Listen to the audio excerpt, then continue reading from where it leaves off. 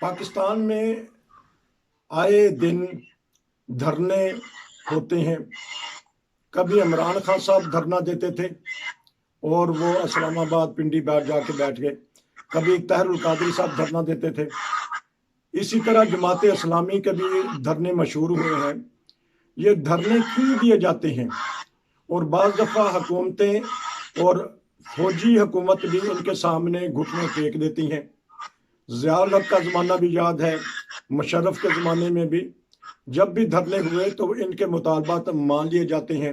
اور خاص طور پہ جب مذہب کے نام پہ، کیونکہ ہماری عوام، پاکستان کے عوام جو ہیں، ان کا جو مذہب سے محبت ہے، ان کو وہ پھر یہی محبت جو ہے وہ دھرنے تک لے جاتی ہے. ہم چلتے ہیں پاکستان، پتہ کریں گے کہ ہمارے شیخ رشید صاحب وزیر داخلہ ہیں، وہ کہتے ہیں کہ ہم نے دھرنے والوں کے سارے مطالبات مان لیے ہیں، صرف سفیر کو نہیں نکالنا، فرانس کے سفیر کو، باقی سارے مطالبات مان لیے ہیں.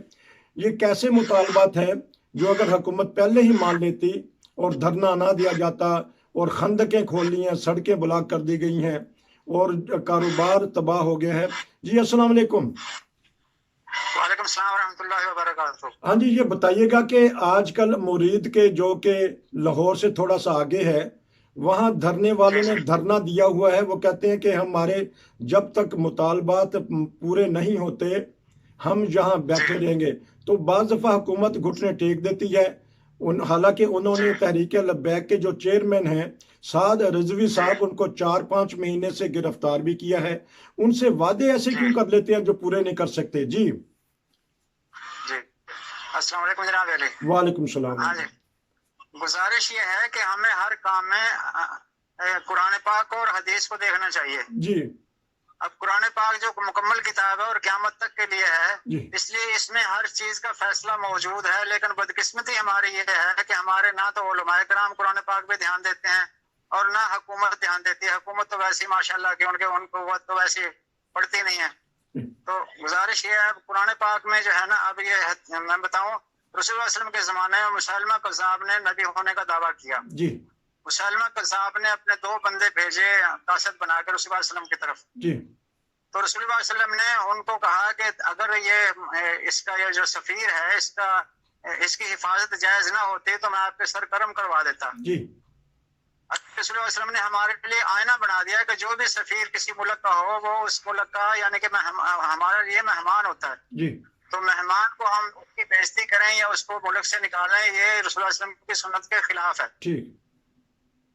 اس لیے جو ہے نا اس سفیر کا. اور دوسری بات یہ ہے کہ یہاں پنجاب میں بھی بعض جرگے ہوتے ہیں کہ ایک لڑکا اگر کوئی لڑکی نکال کے لے گیا تو لڑکے کی بہن کو جو ہے نا، چاہے 10 سال کی 11 سال کی، وہ ان کے حوالے کر دیتے ہیں. جی کیوں؟ اس میں اس لڑکی کا کوئی قصور نہیں ہے. اسی طرح جو سفیر ہے یہاں جرمنی کا، اس کا فرانس کا، اس میں اس سفیر کا تو کوئی قصور نہیں ہے. جی جس نے یہ خاکے چھاپے ہیں وہ باقاعدہ میڈیا پہ آ چکا ہے. 22 تاریخ کو، 3 اکتوبر کو جی اس کو آگ لگی اور وہ جل کے مر گیا. اس سے پہلے 3 سال تک وہ سخت بیماری میں مبتلا رہا. کیونکہ اللہ تعالیٰ دیکھ بھی رہا ہے اور سن بھی رہا ہے، اور اللہ تعالیٰ اپنے پیاروں کا انتقام خود لیتا ہے. اس نے کسی بندے کے ذمہ یہ نہیں لگایا کہ جو میرے نبی کی توہین کرے تم اس کا سر قلم کر دو یا اس سے دشمنی لو یا اس کو کافر قرار دو. کیونکہ جو کام اللہ تعالیٰ کا ہے وہ اللہ تعالیٰ کرنے پہ حاکم ہے. وہ حی القیوم ہے، وہ کر سکتا ہے، طاقت والا ہے، بدلہ لینے کی طاقت رکھتا ہے، سمیع بصیر ہے، سن بھی رہا ہے، دیکھ بھی رہا ہے. تو اس لیے جو ہے نا ہمارے یہ علماء کرام پڑھتے نہیں. جب ہمارے پاس مکمل ایک کتاب آ چکی ہے، اللہ کی طرف سے ہدایت آ چکی ہے، تو ہم اس کو پڑھنے کی بجائے اپنی طرف سے مثالیں شروع کر دیتے ہیں. اب میں آپ کو مثال دوں، قرآن پاک میں سورہ القمر ہے، اس میں اللہ تعالیٰ نے فرمایا ہے کہ نوح علیہ السلام کی قوم نے جب ان سے زیادتی کی تو اس کا بدلہ میں نے لیا. ذکری علیہ السلام کی قوم نے زیادتی کی، اس کا بدلہ میں نے لیا. عیسیٰ علیہ السلام کا فرعون سے بدلہ میں نے لیا. موسیٰ علیہ السلام.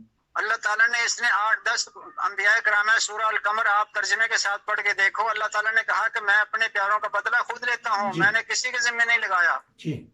جب اور پھر ہمیں کر کے دکھا دیا اللہ تعالیٰ نے کہ میں نے اس طرح بدلہ لیا کہ نوح علیہ السلام کا اوپر نیچے کا پانی ملا دیا. لوط علیہ السلام کی قوم پہ میں نے پتھروں کی بارش برسا دی. یہ پتھروں کی بارش برسانا اور اوپر نیچے کا پانی ملانا، کیا یہ کسی انسان کے بس کی بات ہے؟ اور اللہ تعالیٰ نے کہا کہ انہوں نے میرے انبیاء کی توہین کی، تو دیکھو میں نے ان سے کیسا بدلہ لیا. اللہ تعالیٰ بدلہ لینے کی طاقت رکھتا ہے اور اللہ تعالیٰ کر سکتا ہے. جس نے خاکے چھاپے اس کو جناب علی اللہ تعالیٰ نے 3 سال مصیبت میں ڈال کے رکھا، تکلیف دی اتنی سخت زبردست. اس نے خود اقرار کیا کہ میں 3 سال سے اس عذاب میں مبتلا ہوں. اور آخر میں اس کا نتیجہ یہ ہو کہ اس کی گاڑی کو آگ لگی اور جل کے مر گیا. اس کی ہڈیاں تک جل گئی. 3 گھنٹے اس کی گاڑی کو آگ لگی رہی، کوئی بجھانے کے لیے نہیں آیا. جب اللہ تعالیٰ خود قادر ہے، ہر چیز پہ قادر ہے، قدرت رکھتا ہے انتقام لینے کی، پھر یہ علماء کرام ہمارے کیوں نہیں سمجھتے کہ اللہ تعالیٰ پہ چھوڑیں اور اس سے دعائیں کریں، سجدے میں گریں، تہجد پڑھیں، اللہ تعالیٰ سے دعائیں کریں کہ یا اللہ ہماری طرف سے برداشت نہیں ہو رہا اور ہم کچھ بھی نہیں کر سکتے، ہم کمزور آدمی ہیں.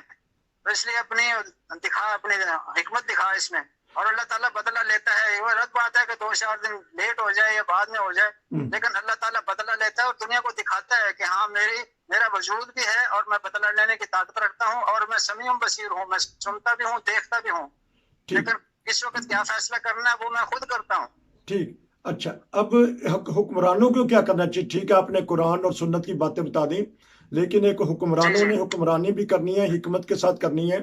ان کو کیسا رویہ اختیار کرنا چاہیے کہ آئندہ سے کوئی دھرنا نہ دے سکے یا دھرنے والے جب آئیں تو اس کا سدباب ہو سکے؟ جی گزارش یہ ہے کہ حکومت کے پاس بھی چند آدمی ایسے ہیں جو ماشاءاللہ اچھے عالم دین ہیں. مثلاً ابتسام الہی ظہیر ہے، اہل حدیثوں کا مولوی ہے. مولانا طارق جمیل صاحب ہیں، اور یہ مولانا تقی عثمانی صاحب ہیں.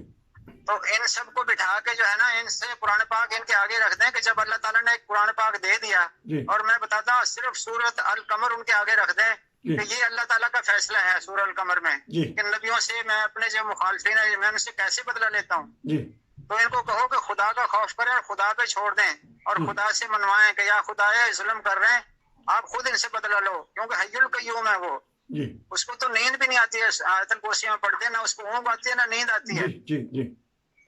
تو علماء کرام کو اکٹھا کرے حکومت. مولانا طارق جمیل صاحب ہیں، ابتسام الہی ظہیر ہے، مولانا تقی عثمانی صاحب ہیں، اور علماء کرام جو دیوبندی کے ہیں، اور سید احمد اسد صاحب ہیں یا دیوبندیوں کے ہیں، کومن صاحب ہیں، شفیق الیاس کومن صاحب ہیں. ان کو اکٹھا کرے اور ان کو کہے کہ اس کا حل قرآن پاک سے ثابت کرو. اگر وہ ثابت نہیں کر سکتے تو میں تحریری طور پہ لکھ کے دے سکتا ہوں کہ اس بارے میں قرآن پاک کی یہ آیت ہے. اگر اس کے بعد ہی علماء کرام کو میں بتا سکتا ہوں کہ یہ آیت اس بارے میں ہے. اس کے بعد عمل کروانا یہ حکومت کی ذمہ داری ہے. میں تو خود کارپینٹر ہوں، لکڑی کا کام کرتا ہوں، میں تو اتنا نہیں کر سکتا نا. اچھا ٹھیک ہے، لیکن حکومت جب تھوڑا سا اپنا حکومت دکھاتی ہے، اپنا طاقت دکھاتی ہے، تو پھر فساد اور مچ جاتا ہے. پھر دھرنے والے بھی آگے لگانا شروع کر دیتے ہیں. وہ خندقیں بعض دفعہ کھودگی، اب یہ دیکھیں کہ ایک ملک ہے، وہ خندق کھودی گئی اور کنٹینر کھڑے کر دیے جاتے ہیں. تو حکومت تو ہر طرف ناکام نظر آ رہی ہے. جی اب یہ تو میرا سیاست سے تعلق نہیں ہے اور نہ میں اتنا وہ کرتا ہوں. میں تو صرف قرآن حدیث تک رہتا ہوں، اور جب ملک کے حالات دیکھتا ہوں تو قرآن پاک کی آیت پڑھ کے میں فیصلہ کرتا ہوں کہ یہ اس وقت ملک کس طرف جا رہا ہے، علماء کرام ہمارے کہاں جا رہے ہیں، اور پھر قرآن پاک میں اس کا حل کیا ہے. باقی حکومت کے معاملات جو ہے نا، اس بارے میں نہ کچھ کر سکتا ہوں اور نہ میں اس بارے میں اتنا معلومات میری ہیں. نہیں، حکومت سے مطلب کہ کوئی نہ کوئی تو روکنے والا تو ہو نا. ماشاءاللہ میں نے آپ کو بتا دیا کہ علماء کرام کا جرگہ بٹھایا جائے، اس میں جماعت اسلامی کے مولانا سراج الدین صاحب ہیں، سراج الحق صاحب، اس طرح علماء کرام کو اکٹھا کیا جائے، قرآن پاک ان کے آگے رکھا جائے کہ آپ جو کہہ رہے ہیں قرآن پاک کا علم ہے، قرآن پاک کا قانون نافذ کرو، تو اس میں سے بتاؤ ہمیں کہ اس میں اس دھرنے کا کیا فیصلہ لکھا ہوا ہے. اس دھرنے کا فیصلہ لکھا ہوا ہے قرآن پاک میں. اور جو انبیاء کی توہین کرتا ہے، اللہ تعالیٰ کے پیاروں کی توہین کرتا ہے، اللہ تعالیٰ اس کے خود بدلے لیتا ہے. وہ سارا کچھ قرآن پاک میں ہے. انہوں نے کیوں وہ اللہ تعالیٰ کا کام اپنے ہاتھ میں لے لیا ہے؟ یہ آپ رسول اللہ صلی اللہ علیہ وسلم کی، میں نے آپ کو بتایا کہ جنگ احد پہ 300 صحابہ واپس مدینے چلے گئے، جنہوں نے آپ کے سامنے جہاد سے انکار کیا، آپ کا کہا ماننے سے انکار کیا. آپ نے ان کو گفت تک نہیں کی، ان کو یہ نہیں کہا کہ تم منافق ہو، تم مرتد ہو، واجب القتل ہو، یا کچھ ایسی پابندی نہیں لگائی کہ نماز نہ پڑھو یا قرآن پاک نہ پڑھو یا مسجد نبوی میں نہ آؤ.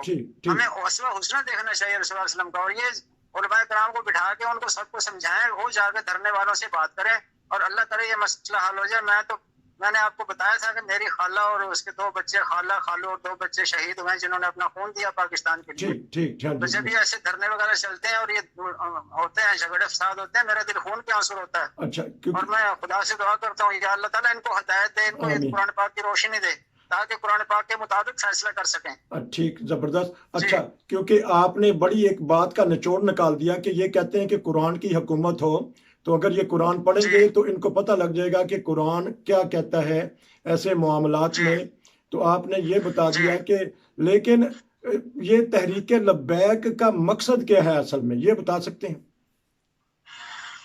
میں نے آپ کو بتایا نا کہ یہ لبیک کا نام ہی غلط رکھا انہوں نے۔ ایک چیز کی بنیاد ہی غلط ہو تو آگے بلڈنگ کیسے بنے گی؟ جی، رسول اللہ علیہ وسلم نے ایک دفعہ حج کی آواز لگائی کہ حج پہ جاتے ہیں، 1400 صحابہ کرام آپ کے ساتھ چل پڑے۔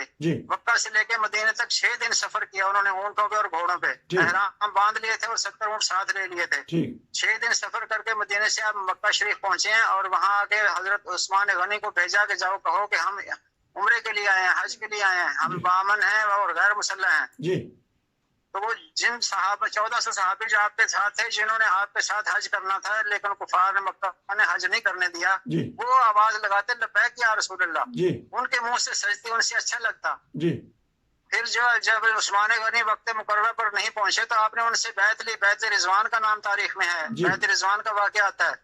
سب صحابہ کرام نے رسول اللہ علیہ وسلم کے ہاتھ پہ بیعت کی کہ ہم جان بھی اثار کرتے ہیں اور عثمان غنی کا بدلہ لے کے جائیں گے۔ لیکن جب وہ بیعت ہو گئی اس کے بعد عثمان غنی بھی واپس آ گئے۔ پھر وہ معاہدہ ہوا کہ اس سال آپ حج نہ کریں، آپ واپس چلے جائیں۔ پھر 6 دن مسلسل اونٹوں پہ اور گھوڑوں پہ سفر کیا مکے سے لے کے مدینے تک۔ 1400 صحابہ کرام نے، کسی صحابی نے یہ الفاظ نہیں کہا لبیک یا رسول اللہ۔ جو اتنے جان نثار تھے، جو اپنی جانوں کے نذرانے پیش کرتے تھے، رسول اللہ علیہ وسلم کے ہاتھ پہ ہاتھ رکھ کے حلف دیتے تھے کہ ہم جان کا نذرانہ پیش کرنے کے لیے تیار ہیں۔ جو عمل انہوں نے نہیں کیا یہ کیوں کرتے ہیں؟ اس لیے اس کی بنیاد ہی غلط ہے میرے حساب سے، کیونکہ انہوں نے زبان سے نہیں کیا بلکہ عمل کر کے دکھایا کہ جو عمل کر کے دکھایا۔ جی بالکل عمل کر کے دکھایا، لیکن انہوں نے یہ نہیں کہا کہ نہ انہوں نے یہ تحریک چلائی کہ سپاہ صحابہ بنا دو، نہ انہوں نے سپاہ محمد بنائی ہے، نہ انہوں نے لبیک کی تحریک چلائی ہے۔ اب سپاہ صحابہ اور سپاہ محمد کی میں 2 الفاظ میں ختم کرتا ہوں، بات لمبی ہو جائے گی۔ کہ سپاہ صحابہ والوں نے یہاں چوک قریشی ہے، وہاں پہ امام بارگاہ میں جلسہ ہو رہا تھا ان کا اہل تشیع کا، تو انہوں نے جو ہے نا خود کار بمبار نے وہاں جا کے جس طرف عورتیں اور بچے تھے وہاں نوجوان نہیں تھے، وہاں جا کے اس نے خودکش دھماکہ کیا اور وہاں 85 عورتیں اور بچے شہید کر دیے۔ اس کے بعد یہ تھا سپاہ صحابہ والوں کا کام۔ اس کے بعد انہوں نے جو ہے نا یہاں ملتان میں ممتاز آباد کی ایک مسجد ہے، مسجد الخیر، انہوں نے اس کا بدلہ اس طرح لیا کہ صبح فجر کے ٹائم 46 بندے مسجد میں نماز پڑھنے آئے اور انہوں نے بنا امام مسجد کے سب کو گولیوں سے چھلنی کر دیا۔ اور پتہ اس وقت لگا کہ ایک آدمی حاجی نذیر نام کا تھا، وہ واش روم میں تھا، اس نے گولیوں کی آواز سنی تو وہ یہیں دبک کے بیٹھ گیا۔ جب وہ فائرنگ کر کے باہر نکل کے چلے گئے، پھر وہ باہر نکلا اور اس نے شور ڈالا کہ مسجد میں فائرنگ ہوئی۔ کچھ فائرنگ کی آواز محلے میں گلی میں بھی گئی تو پھر لوگ نکل کے آئے یہ فائرنگ کہاں سے آ رہی ہے۔ تو میں خود جا کے موقع محل دیکھا تو مسجد کے اندر اس طرح خون پڑا ہے جیسے یہاں بکرے ذبح کیے ہوئے ہوں۔ برحال یہ تو ہاں جی، سپاہ محمد اور سپاہ صحابہ جب یہ رسول اللہ علیہ وسلم کے عمل کے خلاف کوئی کام کرو گے تو اس کا یہ انجام ہوگا۔ ٹھیک کہ بھی اگر کوئی ایسے تحریک چلتی ہے تو پھر انجام اس طرح ہی ہوتا ہے۔ برحال بڑی دکھ کی آپ نے خود واقعہ دیکھا اور ہمیں بتا دیا۔ آپ کا بہت شکریہ، آپ نے ہمیں معلومات دی اور جو دھرنے والے ہیں ان کو بتایا کہ اصل میں چیز کیا ہے۔ آپ کا بہت شکریہ، انشاءاللہ آپ سے پھر دوبارہ ملاقات ہوگی۔ نصیر کو اجازت دیجیے، السلام علیکم۔ اگلے پروگرام میں اور بھی تفصیل بتاؤں گا ذرا یہ